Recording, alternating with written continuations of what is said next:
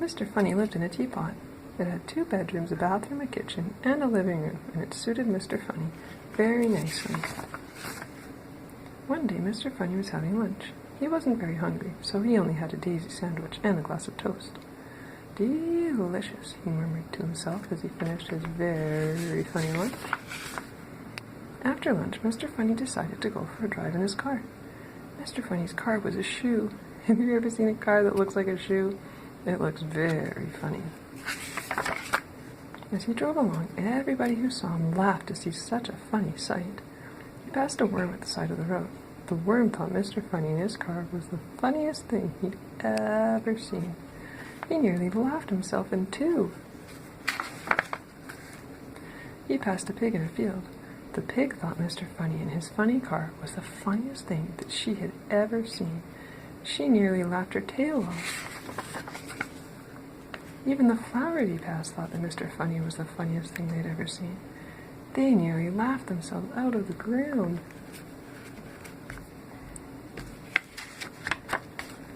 Eventually, Mr. Funny came to some crossroads. He didn't know which way to go, so he looked at the signpost.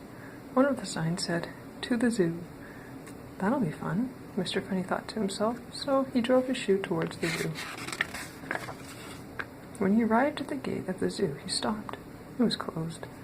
"I'm sorry," said the zookeeper. "We've had to close the zoo because all the animals have a cold, and they're all feeling very sorry for themselves." "Oh, dear," said Mr. Funny. And then he thought, "Perhaps I can help to cheer them up." "Well," said the zookeeper, "it's worth a try." And he opened the gate. Mr. Funny drove into the zoo. In his shoe! The first thing he saw was an elephant. It was true. The elephant was feeling very sorry for herself. Very sorry indeed. Mr. Funny stood and looked at the sad-looking elephant. And the sad-looking elephant stood and looked at Mr. Funny. Oh, dear.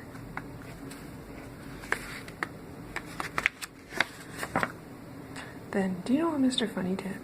He pulled a funny face. Mr. Funny, as you'd imagine, is very good at pulling funny faces. The elephant giggled. She'd never seen anything so funny. Mr. Funny pulled another funny face, and the elephant burst out laughing. The elephant laughed and laughed and laughed. She laughed so hard she nearly laughed her trunk off. She felt a lot better. Mr. Funny went over to the lion house. There was a lion, feeling extraordinarily sorry for himself. Mr. Funny stood and looked at the sad-looking lion, and the sad-looking lion stood and looked at Mr. Funny. Oh, dear. And then Mr. Funny pulled the funniest-looking face that's probably ever been pulled anywhere, ever. Now, you've heard a lion roar before, haven't you? Well, this lion roared too, with laughter. He laughed so hard he nearly laughed his whiskers to pieces. Then Mr. Funny went round to see all the other animals in the zoo. Oh dear, what a miserable-looking lot. For all of them, Mr. Funny pulled funnier and funnier faces. The big brown bear giggled and then burst out laughing. And the giraffe laughed so hard she nearly laughed her neck into a knot. And the hippopotamus nearly laughed himself out of his skin. And the penguins nearly laughed their flippers floppy. And the leopard, well, you really should have seen him.